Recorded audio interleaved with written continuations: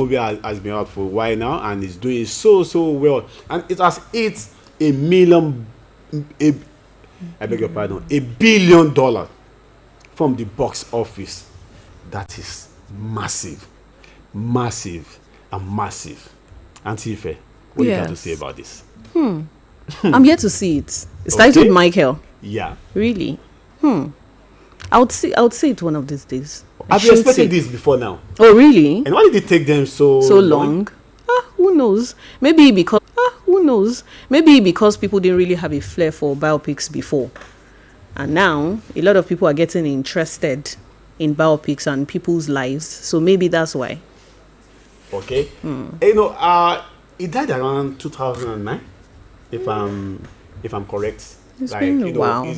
So I have so much anticipated this until now.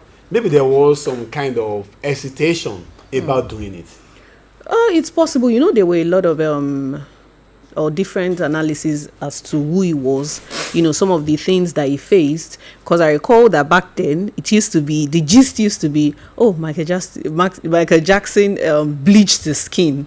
Okay. He had Jerry Curl, or he used wigs, all of those, until recently we discovered that he didn't bleach his skin. He had vitiligo. Yes. Vitiligo. So new awareness, whereas it was a lot different from what we believed back then. Okay. That time it was Michael Jackson just wanted to become a white person. He person. hated his black skin. Yeah, that was why. And but I feel like the film is a good one because I see that it starred his nephew. His nephew. Yeah, really him. I feel like there will be some. Of course, he will feel like a superstar. If it was me, I'd feel like a superstar. Like, on top of the come world. on, Michael. What do you mean?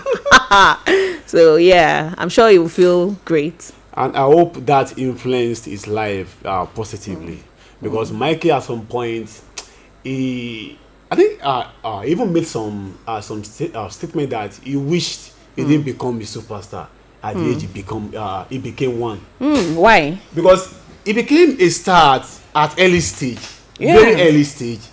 From Jackson 5, he was among the Jackson 5. Yes. Then shortly leaving Jackson 5, he became a solo career. And the first album just did fairly. I think the second one, that was 1982. So 1982, 1983, that was when he won. Between those years, he won. He became the Grammy's biggest winner, winning about, was it 8? 8 awards. On Wow. a single night. Was it 8 or 5?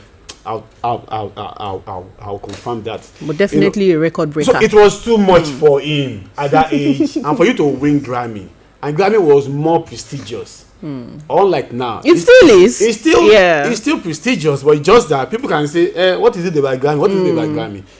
But Grammy was so fashionable, like. It's like you're going to paradise if you win just one Grammy. Yeah, and it seemed almost impossible to win. Multiple, you understand? So it was huge that time for Michael Jackson.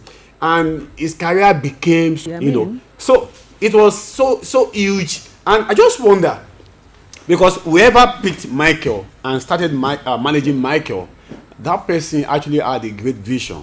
And that person was very smart. Because if you check one of his songs,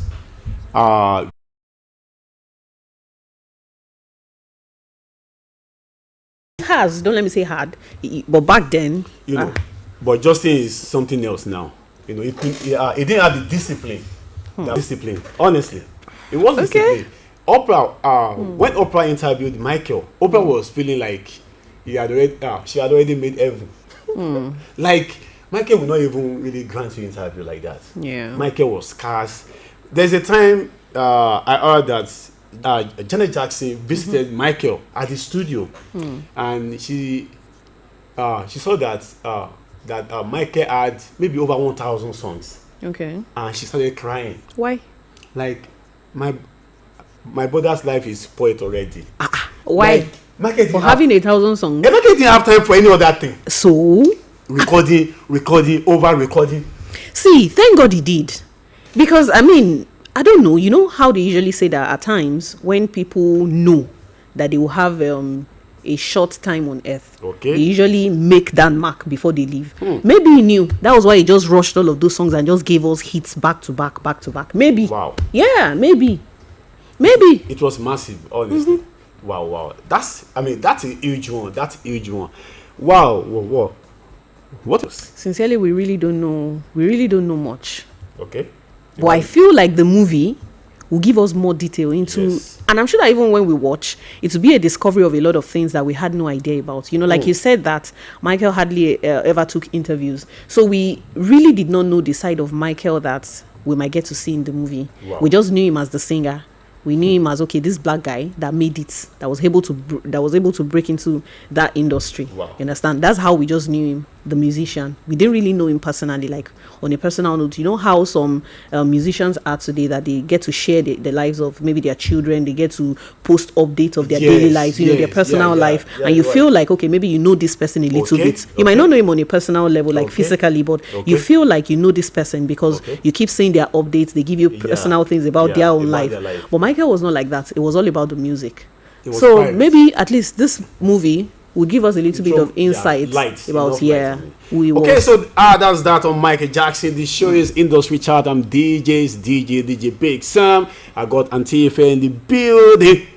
Aliyah still chilling with us, and Sylvia. We have a great time. Okay, now let's move on to another. I'll call this one our own Michael Jackson. I hope. Okay. And see if he agrees with me. Oh, I'm talking about Burna Boy. Oh, okay.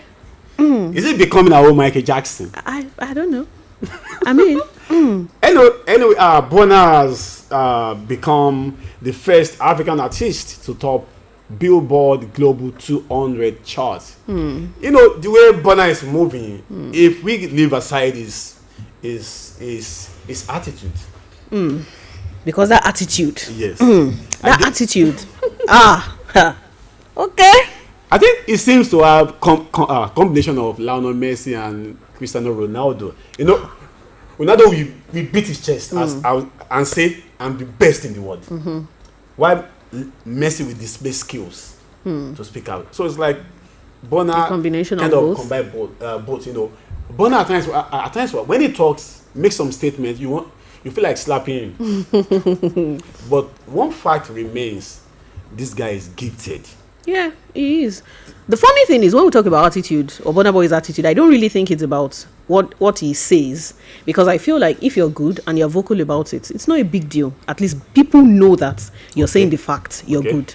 But you see nasty attitude like being, performing, and then you come and stomp someone's head, or then you are insulting people. Why are you sitting in my show? Why, you understand? Like, why are you sleeping in my show? Why, stuff like that. Bro, I paid.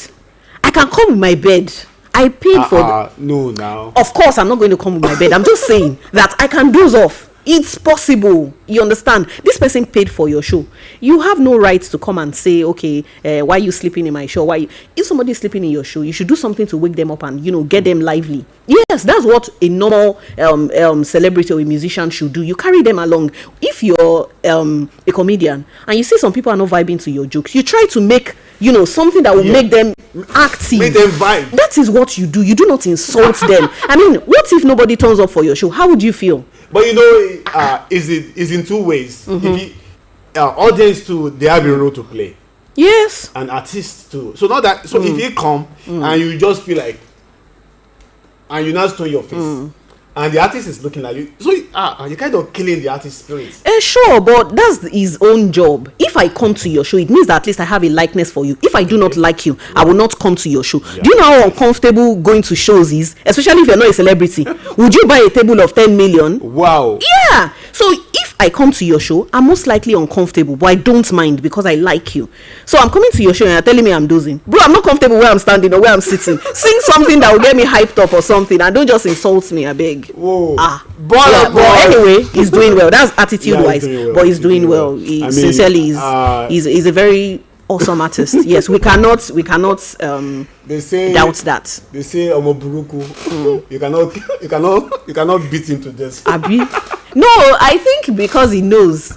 Yes. He feels like he's all that. So because he knows that he's good, he feels like, well, even my bad attitude is not really a big deal since I'm good. He knows that he's good. When I do my ratings, there is this artist I always place above every other Afrobeat artist, and that's Kiss Daniel. My fave. He's underrated, for real.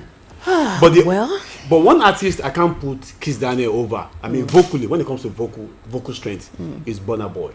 really? Burna Boy is in the world of his own. Like, his vocal strength, vocal ability, vocal dexterity is so different. If you watch him perform, Burna Boy will hold down his crowd. Even if we stand in one spot, he's vocally strong, vocally gifted. So you think He's Kiss not Daniel singing like is Kiso. He's not doing R&B. He does his reggae kind of, dancehall. Yes. And Burna Boy is vocally gifted. So That's you the only think Kiss person Daniel is I not can put vocally Kiss gifted? Daniel over every other Except artist. Burna Boy? Really? I'd put him over Yes. Burna Boy in a heartbeat anyway. I don't That's like me. I don't like his attitude though. But what I'm saying is, when it comes to music, Yes. I'll give it to Burna. Okay. That's for you. Okay, for you. For me, Kiss Daniel over Burna Boy. Are you kidding? Yeah, I'm not talking about the achievement too. I'm just talking I about me, understand. my personal likeness. Okay. I'll choose Kiss Daniel over Burna Boy. Anyway, we are talking Burna Boy. Let's leave it. Yes, we are talking Burna Boy, and he's doing well. Looking at the FIFA World Cup anthem. Yes. He featured in the main anthem. Though Rema too featured, but the main one with Shakira, It was Burna Boy. it was Burna Boy. And You know he the funny delivered. thing. When I heard that they were going to make a performance together, we grew up listening to Shakira. She was a big deal, especially to ladies. Ladies love that she could, whine and twist and So she was a big deal back then. When I'm like, in my head I was thinking, Shakira and Burna Boy, like it's like taking a sheep and a goat. I don't know, like it's like calm and storm. Okay. I felt like calm and storm. How would these people come together? Like how would they make music that will actually make sense, that will blend? But when I saw them perform, I was impressed. I won't lie, I was impressed. So it's not a shock that the song is doing well. They really did well. The combination was so smooth. Like the vibe was there. But very good song. Did you notice this song? That. When it comes to mixing, the production was is somehow. Like, Really? Like they over mixed Burna Boy's voice. That's what I'm saying. I said something Even about Shakira too. I said something about calm and storm. So they needed to meet at some point. If not, Burna Boy might have sounded more harsh, while she would sound Latino. Maybe. So I guess maybe that was Would why that be the mix. okay? No. It would have sounded very different. Like you were trying to force something. So maybe that was why. Wow. Yeah, maybe. Oh, I thought maybe because they were overpaid. When you're overpaid, they collect correct Come money. on. You overdo the job. Oh. I was expecting the African tone, like the African giants. Then Shakira giving us Latino. I know. Though she managed to still inject the Latino flavor a little bit, it. Yeah, a little bit. They didn't allow that to be much compared to Waka Waka. No, that one was. Even if you ask, what does it mean? Wait it be Tamina, waka waka. Wow, to have an artist to get to that level of production, performing, so confident and everything, it goes a long way. Yeah, so we need to celebrate our own artists. Burna Boy, you are doing so well. Yes. And keep doing it. Okay, from there, let's move on to another one. This one is actually okay. I think we should. Okay, let's go to. We're talking music since and we have Davido here saying being celebrity is expensive. It I is. spend 400 million naira monthly. That's coming in from Davido. I wonder what he spend the money on. Upkeep and everything. No, he said aside clothes for my children, aside stuff for my wife, which means aside cars.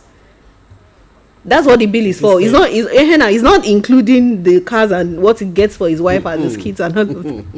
But then, the life of a celebrity, a rich one, a billionaire. So if he gets anywhere, gets to a spot somewhere, people expect you to spend. Yes. And that's the mentality from here. Yeah, and especially if you're a giver, and from the look of things, it's obvious that Davido has always been a giver. So, is it possible for him to actually, and he's even he's an outdoor person. Yes, he's rarely indoor. So obviously, he would definitely have to pay his bills in quotes. Wow. 400 million. Just give me the whole 400 million. Eh? I will spend it for years. In this Nigeria, big Of Sam. course now. I get business It's now. not possible. I will do You business well, maybe that. But if you just keep spending, it won't And last you. I won't go and be living in that area. That's not true. Very expensive area. That's not true. What's not true? You see, when it comes to money, money is like a devil. Intoxicating. Yeah, it can be, because the first thing you will think of, I need a very good car. Let me buy a limousine. Let me buy something that my enemies will go blind when they see it. That's the first thing that will come to your mind. And then you say, Nigeria, the security is really bad. Let me move to one eyebrow area. Before you know, 400 million don't finish now. You can spend money. Okay. Okay, all right. We still having a great time on the show industry chat. Now let's move to movie industry. We've been Nollywood. talking. I mean, it's been music industry that we've been talking since. Now we have this one coming in from Funke Akindele. I could have been wayward to earn money, but chose hard work. That's coming from Funke Akindele. So saying that she could have gone through a shortcut, do some wayward stuff. Like, did she mean in the industry? She just spoke generally about things, Okay. And of course, we know Funke for her excellent job when it comes to making a movie. She's a great filmmaker. Yeah. And we know people that they do shortcuts. I mean, being a woman, probably she could have gone, into some other. Just to get to the top. You understand? Possibly, yeah. But we know Funke for being hardworking, for real. You just say,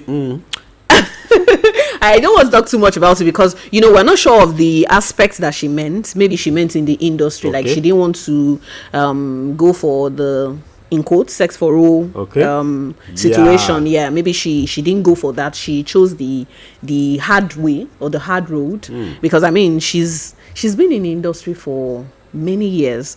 I recall seeing her in I Need to Know, that movie, that series. It used to be a big deal back then. Yes, it was. I think it was HIV awareness. It was like an HIV awareness show. It didn't feature only Nigerian actresses then, but I know that was the first series. It was like a weekly thing that I saw from Akindele then. So she's been in the industry for years, and even then it wasn't like she was popular. You get, and she was quite young then. So I think even if she calculates that, yes, she spent over 2 decades, maybe going to 3 decades in the industry, and she's just, would I say she's just reaping the benefits of her hard work? After so many years, and it's been, all this. Okay, she's a billionaire. She has hit box office a couple of years, and it's only been about 5 years. I tell you. Yeah. Wow. Our first cinema movie, I think that was 2020. This is 2026. And she's been in the industry for almost or over 2 decades. So what are we saying? She really did take the high road. Yeah. Wow. So no shortcut. We hard work. Hard work. That's a message for ladies, And men. Don't go through shortcuts. And men. It's not restricted. And men don't get choice now. Excuse you. Always hustle. No. What do you mean we always hustle? So you want to tell? Do you know the number of people that have gone through Funke Akindele? Let me not mention names. We're on air. Yeah, I mean, so people can, or men can also go through shortcuts. They feel like, okay, this woman will pull me up. They would. Okay. Yes, it's not restricted to women. Message to everyone: be hardworking. Good. Plain and simple. Okay, now let's talk Wunmi Toriola and Seyi Edun. After 5 years, they renew friendship. Ooh, okay. Were you really aware of their beef? Yeah, I was. They were quite close back then. Could I really say what led to their issue? Because I think many a times. No. But you know that many a times when people fight, you hardly ever get to the bottom of the issue. All we saw then was that online, I think it was I think they were bashing. Was it Wunmi Toriola that they were bashing online then? So her son Zion had his birthday. I think it was his first birthday. So Seyi Edun did not post the boy. Whoa. But I think she sent a DM to Wunmi Toriola and maybe sent money or sent gifts for his birthday and all. So Wunmi Toriola then called her out and said, why would you wish me in private and not wish me publicly, or maybe not upload my son and all of that. Maybe because as at then, maybe they were dragging Wumi Toriola. I can't really recall the details. They're kind of foggy. But I know that it was towards the time that Wumi Toriola's son had the birthday party, and I think the first. So they had the issue then. Then she started insulting Sheye Edun, that okay, maybe that's why she doesn't have a child, that's why she cannot relate. It got really messy. It was a low one below the belt, especially because for years, Sheye Edun has been trying to conceive, yes, but now at least they have twins, so no issue. Until recently, I think it was earlier this year that we saw Sheye Edun's husband. What's his name? Toye Emaku's or Toye Abraham's former husband. Thanks for recalling this name. Yeah. So he posted that he's been able to bring them together. And that was it. We don't know how they were able to reconcile. Well, we're happy for them. Good one. So during Wumi Toriola's birthday, I think that was last month. No, this month. Sheye Edun's birthday first. I think last month or 2 months ago, Wumi Toriola wished her happy birthday and thanked her for her gifts. Now, Wumi Toriola's birthday was maybe last week or just a few days ago. So she also reciprocated. So it means that everything is good, everywhere good, because everywhere good because Wumi Toriola. I get that Sheye Edun is on the quiet side. She doesn't really she's not really an outspoken person. But for Wumi Toriola, she know they take nonsense. So I'm sure that if everything was not good, she definitely will not come online and be wishing happy birthday and be, no. Did you notice she doesn't know how lately in movies Wumi has been performing excellently well. There was an issue. Let me not mention him. But I mean, I'm sure you know this person. This person is your friend. He made some comments about how it would take Wumi Toriola over for Gakidele. Yeah, I saw it too, and I tried to watch a performance in movies closely, and I saw that there's a lot Wumi has like she does, she of course she is, but I love because I'm laughing. I love Wumi Toriola, actually. I really like her. I love her movies too. She's outspoken and she's a good filmmaker, although she usually releases a lot of movies on YouTube, because I think she has been to the cinema maybe once or twice. I recall Queen Latifah. No, I think there was another one. I think two.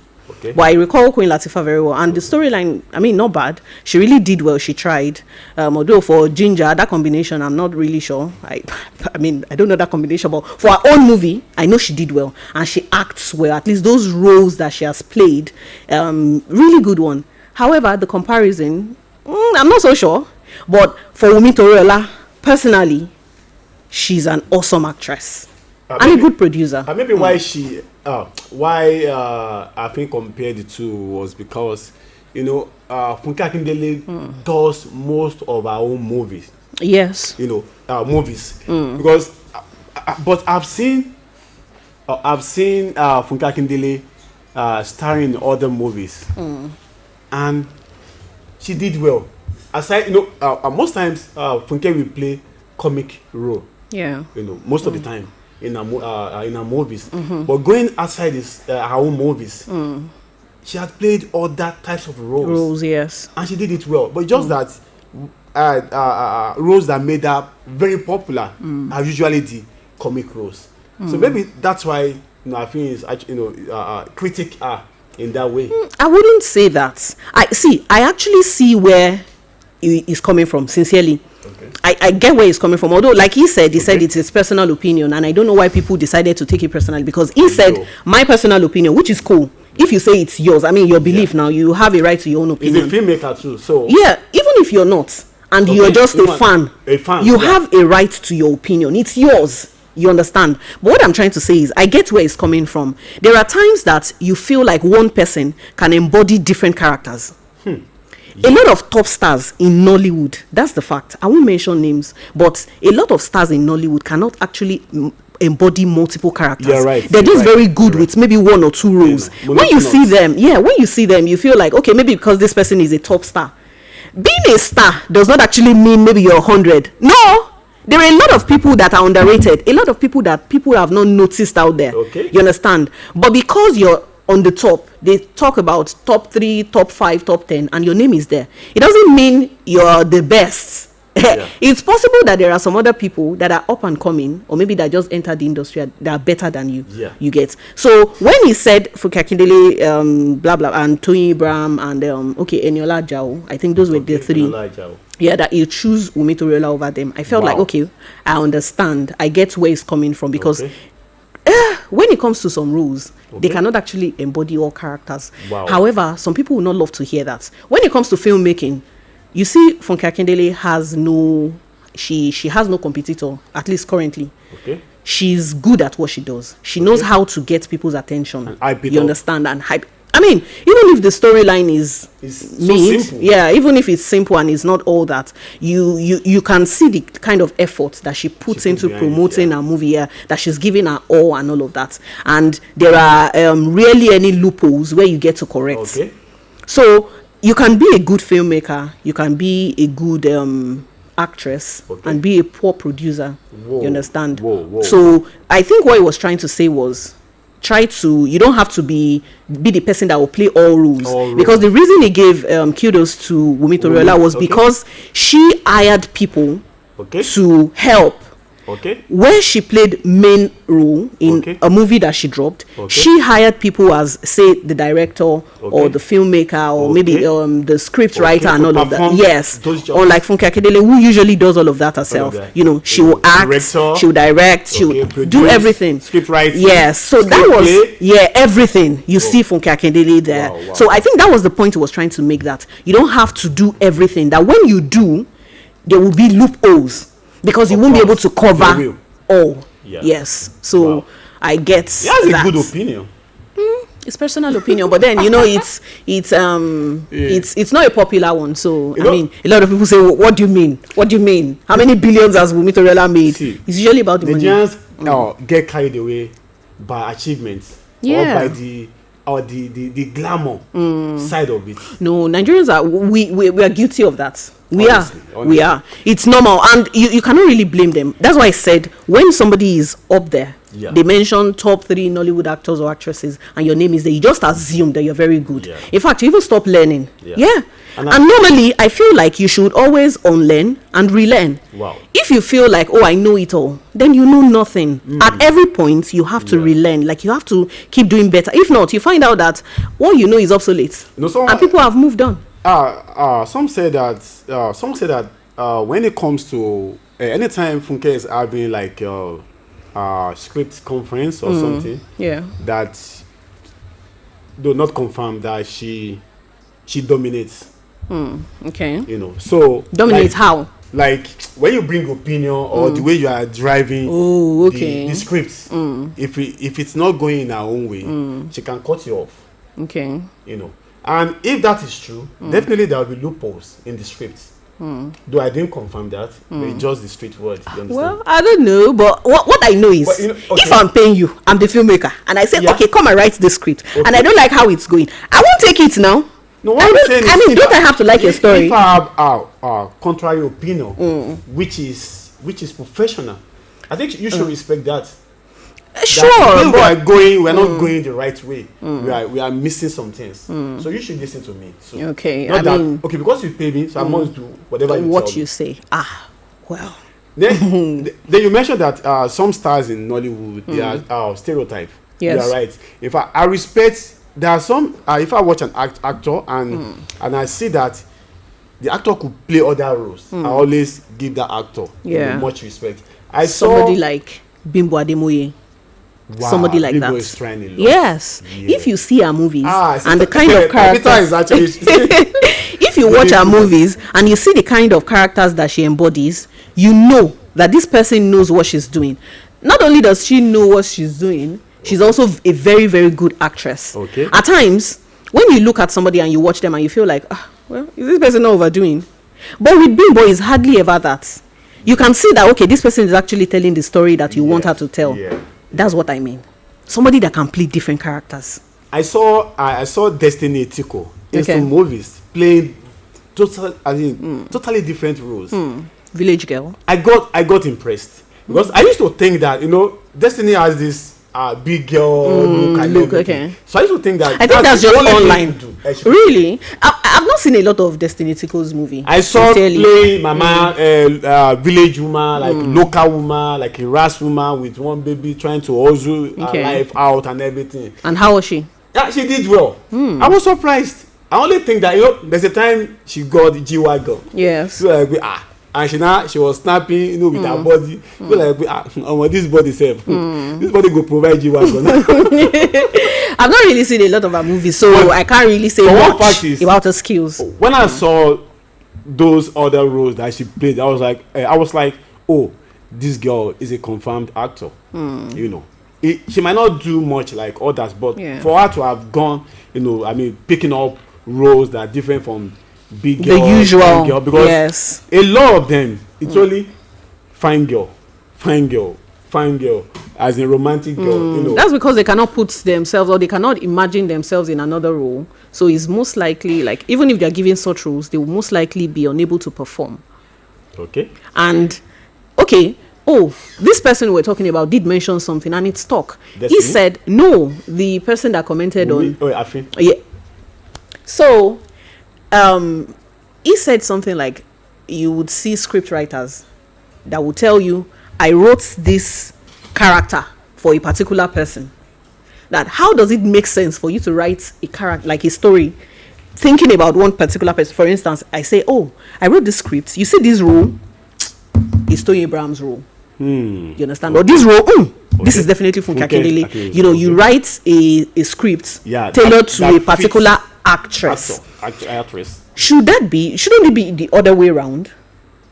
You don't understand? Like, normally, it should be the other way around. You shouldn't write a script that will fit into an actress. An actress should be able to fit into any role. Yeah.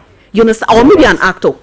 So you don't write a script and say, this person, my different role. That's not, But I think it should be, you should write the script first. Then not think of who can fit into that role. And not just writing it for a particular person and saying, that could be monotonous. It could even be limiting. You won't think out of the box because you already have somebody in mind. So something or some details you're supposed to add, you won't add it because this person cannot act how you're or how they're expected to act, or how they should act. And that makes your job easy. It's a lazy way out. Wow. It's been a great time having Auntie Ife in the building. Great analyst. I think you have to add that to your bio. Okay. Your profile. No problem. I'll add it. Entertainment analyst. No problem. I'm DJ Big Sam. It's been nice having you guys over there listening to us. We'll be back next week for a fresh edition of Industry Chat. Bye.